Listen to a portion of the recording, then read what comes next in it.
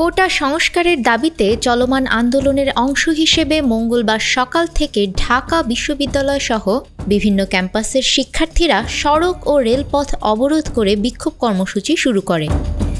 এর ফলে রাজধানীর বনানী, রামপুরা, মুগদা, বিরুলিয়া, উত্তরার বিভিন্ন সড়ক, বিমানবন্দর, নদ্দা, মালিবাগ, সায়েন্স ল্যাব, মৌচাক, মিরপুর 10 নম্বর, ধানমন্ডির রাপা প্লাজা, যাত্রাবাড়ি এবং মেয়র মোহাম্মদ হানিফ ফ্লাইওভার অবরোধ করেন বিভিন্ন প্রতিষ্ঠানের শিক্ষার্থীরা। এর ফলে মুহূর্তেই ব্লক হয়ে যায় রাজধানীর 50টি পয়েন্ট, বন্ধ হয়ে যায় যান চলাচল। সারা দেশ থেকে বিচ্ছিন্ন হয়ে পড়ে রাজধানী ঢাকা। অবরোধের ফলে ভরদুপুরে গরমে যানজটে আটকে ভোগান্তিতে পড়েছেন বিভিন্ন গন্তব্যের যাত্রীরা। গাড়ি থেকে নেমে অনেকে হেঁটেই পৌঁছেছেন কর্মস্থলে। সায়েন্স ল্যাবরেটরি মোড়ে ছাত্রলীগের সঙ্গে আন্দোলনকারীদের সংঘর্ষে আহত হয়েছেন অন্তত 7 জন।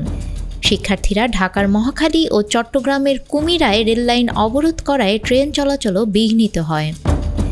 ছাত্রলীগ, যুবলীগ ও পুলিশের সঙ্গে শিক্ষার্থীদের ত্রিমুখী এই সংঘর্ষে সর্বশেষ খবর পাওয়া পর্যন্ত অন্তত 6 জন নিহত হয়েছেন। এদের মধ্যে 1 জন রংপুরে, 1 জন ঢাকায় ও 3 জন চট্টগ্রামের।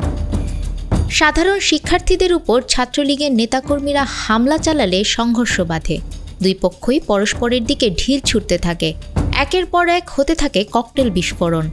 পুলিশের সঙ্গে সংঘর্ষে বেগম রোকেয়া বিশ্ববিদ্যালয়ের ছাত্র আবু সাইদ নিহত হন।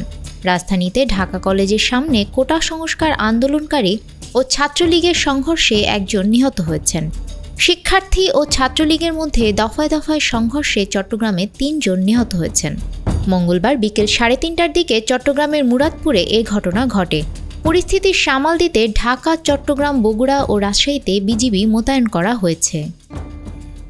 2018 সালে সরকারি চাকরির প্রথম ও দ্বিতীয় শ্রেণীতে কোটা বাতিল করে জারি করা পরিপত্র হাইকোর্ট অবৈধ ঘোষণার প্রতিক্রিয়ায় শিক্ষার্থীরা 2 সপ্তাহ ধরে টানা আন্দোলন চালিয়ে আসছে।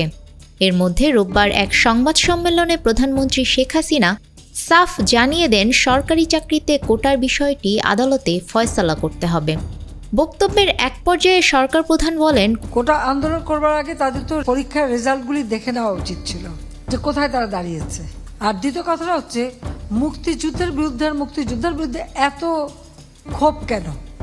মুক্তিযোদ্ধাদের নাতিপুতিরাও পাবে না, তাহলে কি রাজাকারের নাতিপুতিরা পাবে? প্রধানমন্ত্রীর এ বক্তব্যের পরই আন্দোলন ভয়াবহ রূপ ধারণ করে।